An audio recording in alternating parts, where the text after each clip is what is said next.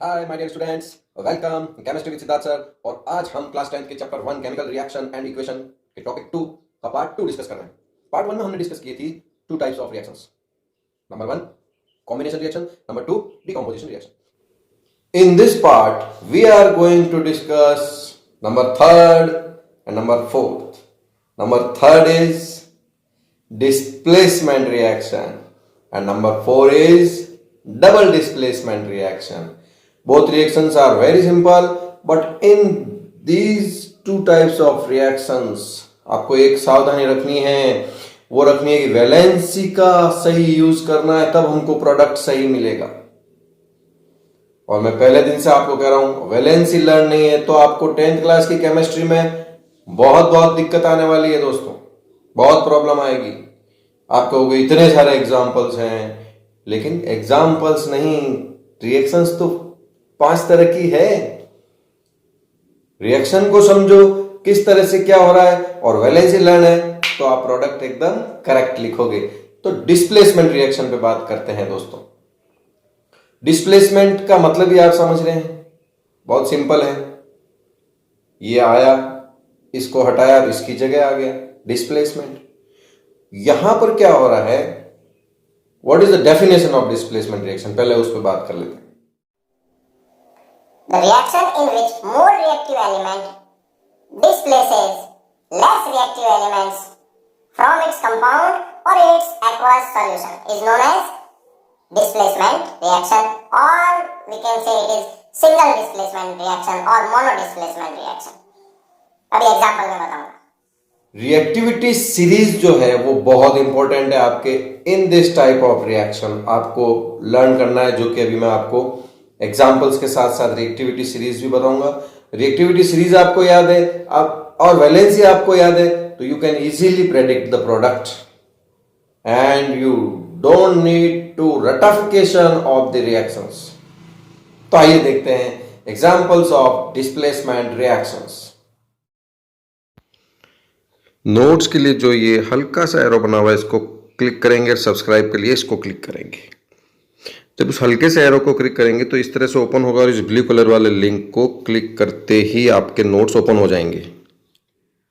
तो फ्रेंड्स, अब हम देखते हैं सिंगल डिस्प्लेसमेंट रिएक्शन होती क्या है। बहुत सिंपल रिएक्शन है फ्रेंड्स। मैंने एक एग्जाम्पल सेट किया है यहाँ पर, देखिए आप। ए और बी सी दो कंपाउंड लिए हैं। A is single element and BC is compound, positive part and this is negative part. अब हो क्या रहा है, माना A is more reactive than B, तो A क्या करेगा, सपोज कर लो हमने BC का तो सॉल्यूशन बनाया, वाटर में डिसॉल्व कर दिया, तो सॉल्यूशन किसका है, BC का। अब हमने A का पाउडर या A एलिमेंट डाला, तो A एलिमेंट अंदर जाते ही जहां जहां पर BC कंपाउंड है सॉल्यूशन में, वहां से B को बाहर निकाल देगा सॉल्यूशन से, तो वो बॉटम में डिपॉजिट हो जाएगा। और सॉल्यूशन के अंदर कौन एंटर कर जाएगा, AC, यानी डिसॉल्व कंडीशन में कौन आ जाएगा, AC। This is known as single displacement reaction.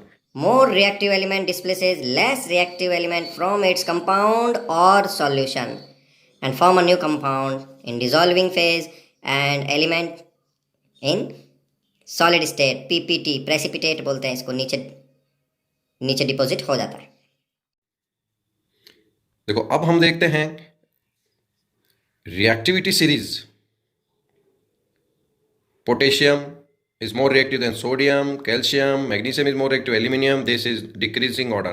Iron is more reactive than nickel, nickel more reactive than tin, then Pb.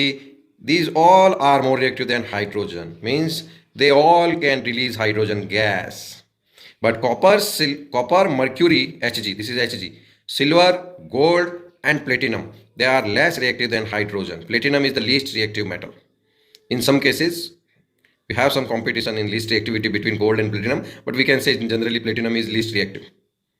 White gold, platinum is known as white gold in market. और इस reactivity series को आप simple way में याद रख सकते हैं।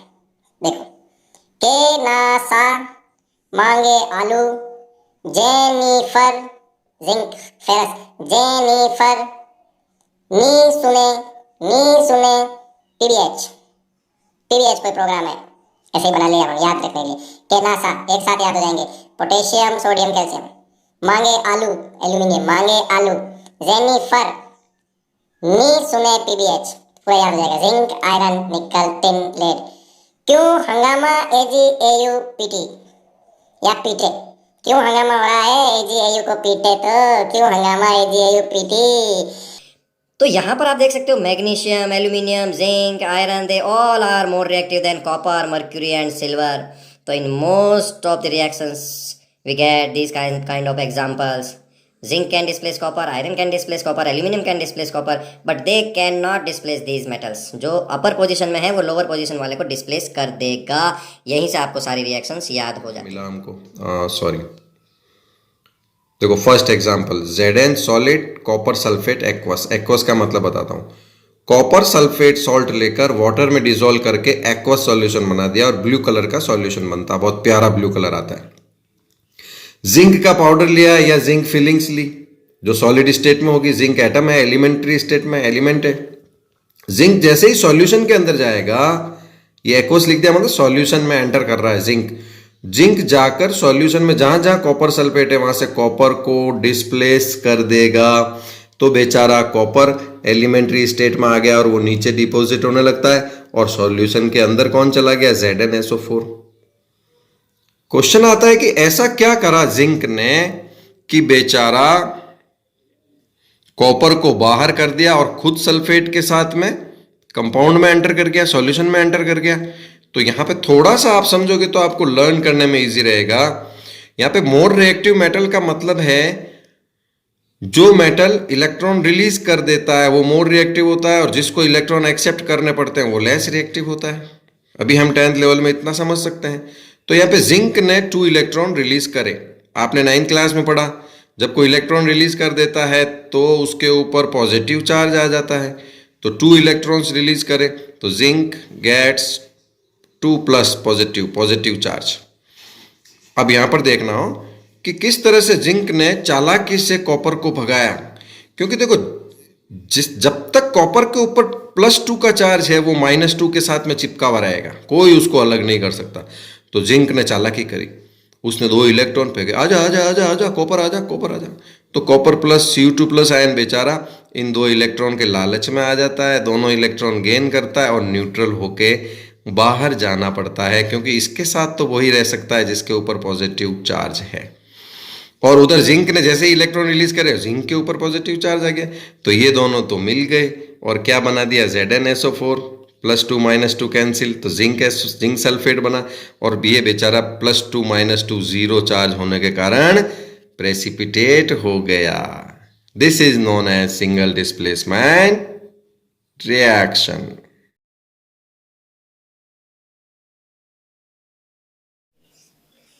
देखो एक और एग्जांपल करते हैं. HCl एक्वा सॉल्यूशन में, हाइड्रोक्लोरिक एसिड के एक्वा सॉल्यूशन में जब हम आयरन फिलिंग्स डालेंगे, फिलिंग्स मतलब छिलन होती है, छिलन आयरन की, आयरन का टुकड़ा डालेंगे तो थोड़ी स्लो होगी रिएक्शन. क्या करेगा बच्चों? FeCl के साथ में मिल जाए. Fe क्या करेगा? 2 हाइड्रोजन एटम को भगा देगा और FeCl2 खुद एक्वा सॉल्यूशन में चला जाएगा और हाइड्रोजन एटम तो क्या होगा? वो नीचे तो डिपॉजिट होंगे नहीं और एक गैस रिलीज होगी. कौन सी गैस रिलीज होगी? Hydrogen gas.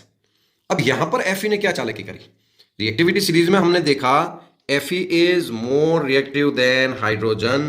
तो बेचारा उसको पता है कि H+ को इलेक्ट्रॉन एक्सेप्ट करने पड़ेंगे. तो Fe चालाकी करता है. जब तक H के ऊपर प्लस है Cl- से कोई अलग नहीं कर सकता, प्लस है Cl- से कोई अलग नहीं कर सकता. तो Fe क्या करता है? क्योंकि 2 इलेक्ट्रॉन रिलीज करना पड़ेगा Fe को, तो इसलिए HCl भी हमको कितने चाहिए? 2 HCl लिए. एक इलेक्ट्रॉन एक H+ ने, दूसरा इलेक्ट्रॉन दूसरे H+ ने लिया. दोनों न्यूट्रल हो गए और भाई भाई यहाँ आ गए न्यूट्रल होकर. ये ले भाई, एक इलेक्ट्रॉन तेरा, एक इलेक्ट्रॉन मेरा. दोनों ने पार्टनरशिप करी और हाइड्रोजन गैस का मॉलिक्यूल बना दिया. अब इधर देखें साहब, Fe के साथ क्या हुआ? Fe ने क्योंकि 2 इलेक्ट्रॉन रिलीज करे तो Fe के ऊपर चार्ज क्या आ गया? 2+. अब 2+ है तो ये दोनों को एक्सेप्ट कर सकता है. -1 क्या हो गया? -2, यानी FeCl2 कंपाउंड बना देगा एक्वस सॉल्यूशन में. चलिए एक एग्जांपल और देखते हैं. एल्यूमिनियम और फेरिक ऑक्साइड दोनों को जब रिएक्शन कराते हैं तो एल्यूमिनियम ऑक्साइड और आयरन बनता है. बहुत काम की रिएक्शन है ये. आयरन यहाँ पर देखो मैंने लिक्विड लिखा है आयरन को, यानी मोल्टन स्टेट में मिलेगा. ये रिएक्शन हाईली एक्सोथर्मिक होती है. एनॉर्मस अमाउंट ऑफ हीट इस रिएक्शन में रिलीज होती है. इसका यूज भी बहुत है, अभी मैं आपको बताऊंगा. पहले हम समझते हैं इसको. एल्यूमिनियम ने क्या चालाकी करी? जब तक 3+ है चार्ज, ये माइनस और प्लस एक दूसरे के साथ रहेंगे तो एल्यूमिनियम क्या करता है? वही जैसे मछली को चारा डालते हैं, 3 इलेक्ट्रॉन लटका दिए पानी में. फिश है ये फिश, ये 3 इलेक्ट्रॉन दिखते ही -3 +3 और Fe हो गए साहब न्यूट्रल. क्योंकि एक्सोथर्मिक रिएक्शन है तो आयरन जो मिलता है वो इसमें मोल्टन स्टेट में मिलता है. इधर 3 इलेक्ट्रॉन रिलीज करने के कारण एल्यूमिनियम के ऊपर चार्ज क्या है 3+, इसके ऊपर क्या है 2- वैलेंसी 2 एल्यूमिनियम के नीचे 3 ऑक्सीजन के नीचे, and we get Al2O3 aluminium oxide. This reaction is known as thermite reaction, and this reaction is used to repair the cracks in railway track में अगर कहीं पर क्रैक आ जाता है, ये मैं रेलवे ट्रैक बना रहा हूँ, ये रेलवे ट्रैक है, समझ गए ना. तो रेलवे ट्रैक में अगर कहीं क्रैक आ जाता है तो this reaction is use to repair this crack, क्योंकि हमें इसमें मोल्टेन आयरन मिलता है. मोल्टेन आयरन जहाँ जहाँ क्रैक होता है वहाँ अंदर चला जाता है और वापस पानी गिराते ही क्या होता है, ठंडा हो जाता है, तो क्रैक सही हो जाता है. एक एग्जांपल और देखते हैं. सोडियम मेटल को जब वाटर में डालते हैं, आप कभी सोडियम मेटल लेकर वाटर में डालना मत, बहुत एक्सप्लोसिव रिएक्शन है, हाईली एक्सोथर्मिक, विस्फोट होगा. तो बनेगा क्या बच्चों, NaOH, और गैस कौन सी निकल रही है, हाइड्रोजन गैस, और ये hydrogen gas is highly inflammable. That's why this reaction is very dangerous and risky.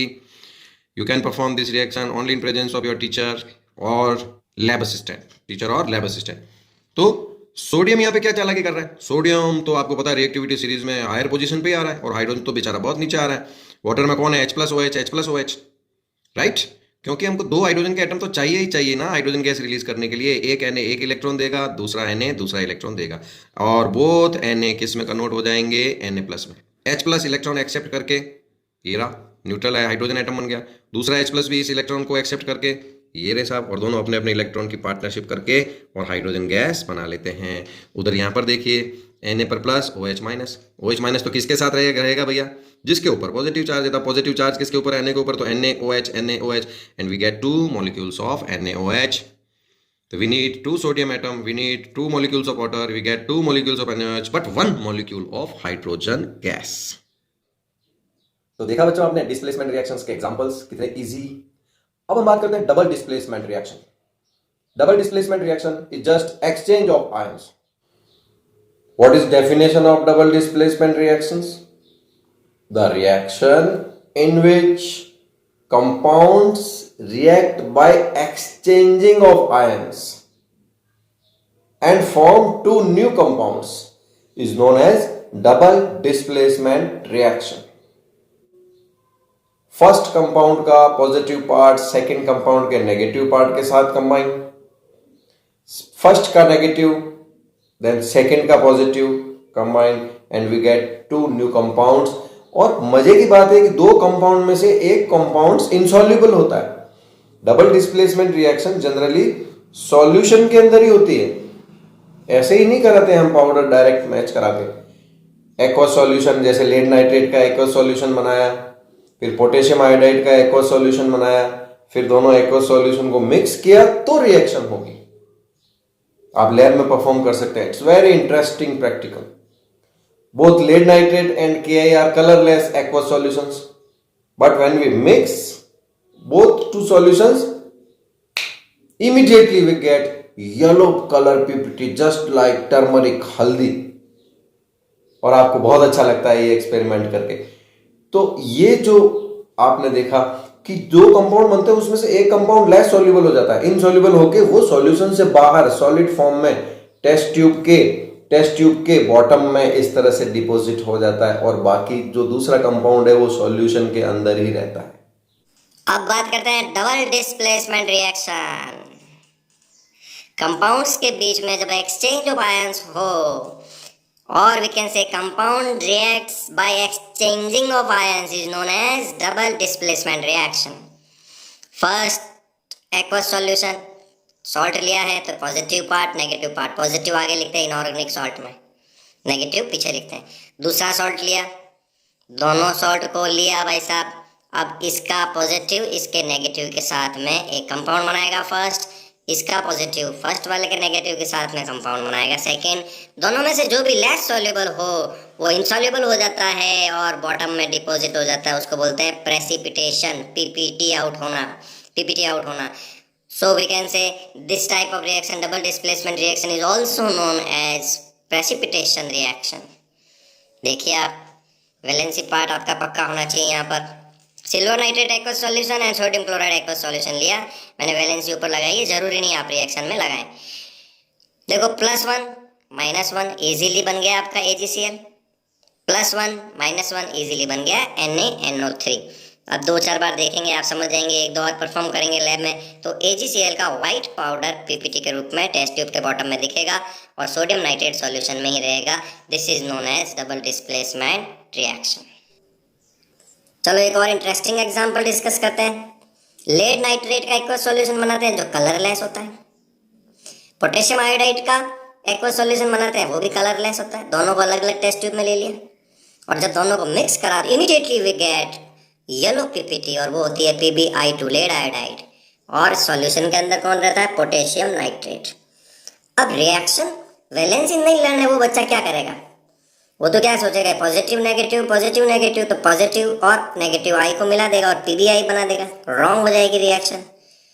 ये तो कोइंसिडेंटली ये प्लस और माइनस है, +1 और -1 है, इसलिए KNO3 उसका तुक्का सही चला जाएगा।